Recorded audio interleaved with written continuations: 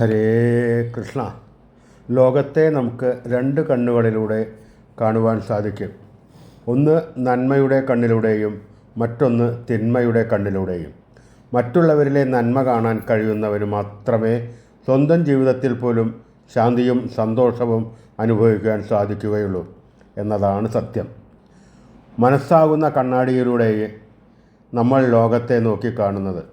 സംശയവും വെറുപ്പും അഹങ്കാരവും നിറഞ്ഞ മനസ്സിലൂടെ ലോകത്തെ നോക്കി കണ്ടാൽ ഏതിലും കുറ്റവും കുറവും മാത്രമേ കാണുവാനാകൂ. എന്നാൽ സ്നേഹവും വിശ്വാസവും വിനയവും നിറഞ്ഞ മനസ്സോടെ ലോകത്തെ നോക്കി കണ്ടാൽ സകലതിലും നമുക്ക് നന്മ ദർശിക്കുവാൻ സാധിക്കും. കാരണം സ്വന്തം മനസ്സിൻ്റെ തന്നെ പ്രതിഫലനമാണ് നമ്മൾ മറ്റുള്ളവരിൽ കാണുന്നത്. ഈ മനസ്സ് ഉണ്ടാകുവാൻ ഈശ്വര കടാക്ഷം നിർബന്ധമായും വേണ്ടതാണ്. ഹരേ കൃഷ്ണ.